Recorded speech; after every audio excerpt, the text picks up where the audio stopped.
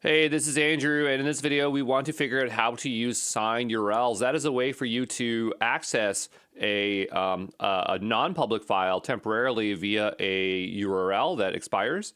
If you've ever used Amazon S3 and you've heard of pre-signed URLs, it's a very similar concept, but I'm pretty sure we have to do it programmatically. Over here on the right-hand side, if we were to click here, we have URLs like the public URL and things like that, but this is not going to get us access because this bucket is not public, right?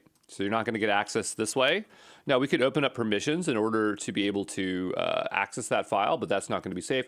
You also have the option for GSUtil. GSUtil is not really recommended anymore. You should use gcloud, but that was the one of the older ways that you could go ahead and get access or download files via the CLI, but gcloud is obviously better. I'm pretty sure we have to use gcloud to generate one out, and we could try to hunt it down here in the instructions, but it's somewhere here. So we go over to, let's say, create signatures. Here it's saying this shows how to use Google Cloud sign blob method to create a signature from a string to sign policy document to create a signed URL. So we'll go ahead and click this. And so we have sign blob.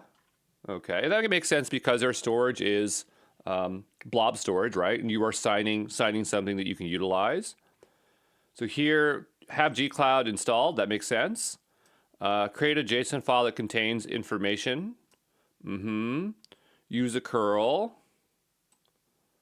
Okay, so here we say what data we want to download, I suppose. And I mean, I would probably use the gcloud to create the signed URL. So that looks a little bit too involved. We are looking for the easiest way to do it, right? Command line. Here we go. This is what I'm looking for. So here we have Google Cloud Storage, signed URL, the bucket name, the object, impersonate service account, and service account email. So here that should provide us the information we want. I guess the real question is like, what should we set as the service account? That's probably the most important thing because we only want access to, I'll do that here. I'll just scroll up here. We'll take a look here. So enable the API, so enable the service account credentials. I mean, that should already be activated in my account, but if it's not, let's go ahead and do that. So you're going to make changes to the GCP. If not, this is your project intended. Okay, we'll go ahead and hit next. You're about to enable the IAM service account credentials. Yes, let's go ahead and do that. But I'm pretty sure I already have that activated. But if I don't, let's just activate it again. And we will continue to step through here. So we'll go back over to here. So that's now enabled. Create a service account. If you already have a service account that you want to use, you can skip this step. It's not a bad idea for us to create a new one for practice. So let's make our way over to service accounts. Okay. And we made one for Terraform before. I always find this form a bit confusing, but we'll work our way through it. So we need our service account name. So this should be bucket access. And then down below, we'll just say this provides us bucket access for signed URLs. Or maybe just like signed bucket access. Okay, and then we'll go ahead and hit next. And so this is where we need to add our permissions. Let's go back over to here and take a look at what permissions we need. So here it's suggesting ask your administrator to grant one of the following IAM roles. Just one of them. Okay, so object user, object viewer, object creator. If you only want to create signed URLs for downloading objects, use the role if you want to create signed URLs for both uploading and downloading objects. So I guess it depends on the direction that you want to do this in. I just want to do this for downloading here today, but obviously it can go both ways. So we'll go ahead and type in object viewer. And sometimes it's a pain. I'm never really good at searching for this stuff, so maybe it's storage first. As much as I use Google, like I never can figure out. I think it's because it's trying to use human names. That's why. So it's storage object viewer is what we need to type in here. Sorry. I don't know. I find that confusing. I don't know why they do it that way. We'll go ahead and hit continue. And here, grant users the permission to deploy jobs, VMs in the service account. No, we don't need that. I don't think we do. The prerequisite contains the permissions required. You might also be able to get permissions for custom roles. Yeah, we don't need this last step here. Okay, so now we have our service account, right? And so we'll go back over to here, and here it wants us to probably fill in that service account name or email, I guess. And so we'll go here and we'll copy this here. We'll go back over to here and we'll paste it in. So now we have that there. We'll scroll to our left. What is their bucket name? I don't remember what it is. So we will make our way over to our buckets. We'll type in buckets. And we will, get that name. I'll click into it to try to get the name. It might make that a little bit easier. There we go. We copied that. And we'll go here to our bucket name. We have this item in our bucket, so I'm going to grab that there. Hopefully it doesn't give me the whole address. I just want some of it. It did, but that's fine. We'll go ahead and do that. And so now we have this to create a signed URL. So I need to do this somewhere, and I've been using GitHub for that. And so we have a repo. Just for the cloud GitHub code spaces. You can do this locally if you want, but this is the way I'm doing it. I already have an environment here before. We set that up way earlier in the course, so look out for that video. But it's not that hard. But we'll go ahead and open the browser here and get this environment spun up. And then I need to log in. So this thing already has the GCP or G Cloud installed. I did that via going to my command palette. I always just show this. I'm not going to show you all the steps, but we'll show you some of it. And so inside my dev container here, I was able to modify it. And then I added G Cloud. So if you type in G Cloud here, there it is. If I go over to here, you can just see it. This is what it updated. Just update this file to have G Cloud in here. But even if you do that, you have to rebuild. So you'd have to go here and just say rebuild and then rebuild the container. I don't think I need to do that here today, but let's type in G Cloud, make sure that it's there. And it's thinking. I'm not sure why it's thinking so hard, but that's usually a good indicator, right? Yeah, of course. So we'll type in G Cloud auth login. It's probably going to complain saying, hey, if you have no device, do this. But I'm going to go ahead and hold control on my keyboard. I'm a Windows machine, so I'm holding control. And I need to log in here. I'll hit continue.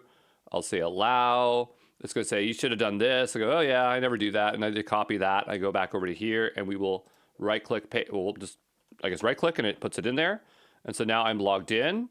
It's probably a good idea to set the project. So say config, set project. I'll go back over to here and grab my project ID. So we go here, and I will grab that here. And we'll go back over to here, and we will paste that in. And that should set our project. There we go. And so now what we can do is go ahead and use this URL that we generated out. I think we just have the same one open twice. And so the idea is that we're going to copy this link, go over to here, back over to this one. It's confusing because they both have the GitHub logo. We'll paste this in here, and we'll see what happens.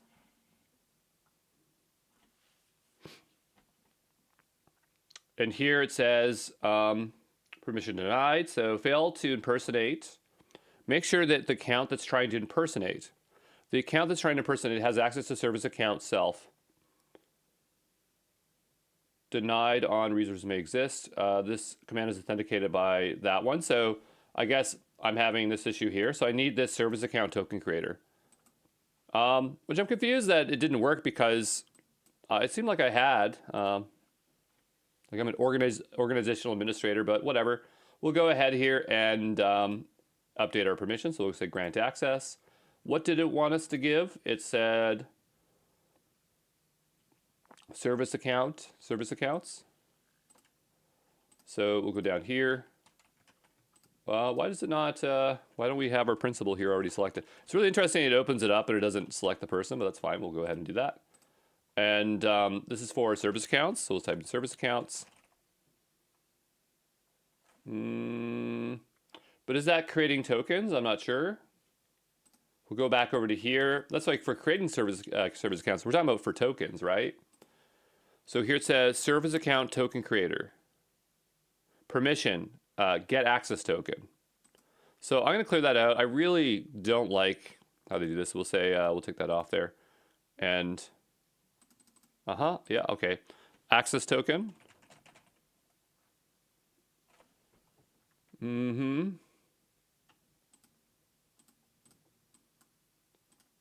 Uh-huh. Okay, so we'll go to roles. Maybe it shows. No, that's not going to really help. So I'm going to go back over to here. Well, I mean, like these are roles, right? And then there's permissions. So I guess we could go here and just make the role that we want for the permission that we need.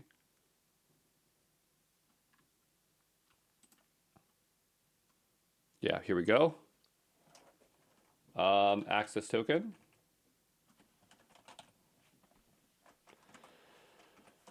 Storage.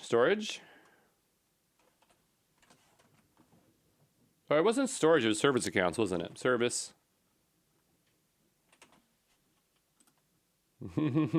Okay, so we'll go back over to here.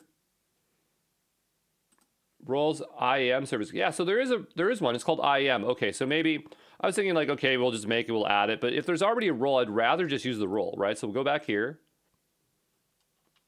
Yeah, you can tell I'm awesome. I don't know why. This is like, for me, this is the hardest. GCP out of all the providers is the hardest to figure out permissions. So we'll go ahead here and we'll do andrew@exampro.co because that is the principal. We'll go here. What if we try IAM? Okay, so now we're starting to see stuff. Service account. Nope. Get token. Nope. Okay, so I'm going to go over to here and I'm going to go and ask Claude. Let's go ask Claude. What is the name of the role? Yeah, the friendly name. Like, I never understood why don't they just use the programmatic name, because then you'd find things so much easier. Service account token creator. Okay. Sure. We'll try that one more time. There it is. Isn't that ridiculous that in order to figure out the name, I would have to go and do it that way? Like, just use the programmatic name. It's just so much easier. We'll go ahead and we'll add that. And so now I should have permissions to do that. It should propagate instantly. We'll go ahead and try this again. Permission denied. So make sure that you're trying to impersonate has access to the service account itself. Permission, get access token denied. This command is authenticated as Andrew@exampro.co, which is the active account specified. Impersonation is used to impersonate the signed bucket. I mean, I added it. We can try this again. Just a moment. All right, so there are some suggestions that Claude is giving me, which is verify that's correct, wait a little bit longer, right? Wait a little bit longer, wait a few minutes. You could, I guess it's saying, attach it to not at the project level, but up a layer here, add it to the service account user role. But re-authenticate, this actually sounds like a good idea. So maybe we will just try revoking and relogging. Well, before we do that, because it's been maybe a few minutes, let's try this again and see what happens. Wait, did it work? The service account is using service account impersonation. All API calls will be executed as this. Failed to auto-detect the region for migrate bucket. Please ensure you have the storage flag there. So I didn't do anything. I just waited a little bit. So maybe I was impatient. I thought it would really be instantaneous. I don't know why. Again, I guess it's Google. But I guess we need to specify the region here. So we'll go ahead and do that. What region is it in? I don't even know. I know it's a singular region, and maybe that's the reason it's having a hard time finding it. It's not everywhere. But let's go back here and figure out what region did we set it in. I would have set it in Toronto. Oh, I did. Okay, perfect. So we'll go ahead and copy that. We'll go back over to here. And I'm going to paste this in here and hit enter. And now we'll see what happens. Hooray, we have a URL. So now we should be able to take this URL, go anywhere, give it to your friends, and they now have that signed URL. I would imagine you could probably adjust this to set the expiry on it. That's usually a pretty common feature on this stuff. You could also use this as an upload link where someone would send a payload to it to get it into the bucket. Again, the ideas here, they can be temporary. You could set maybe the limits of how many times it can be used. I'm not sure if that's actually an option, but definitely setting the time to live would absolutely be an option.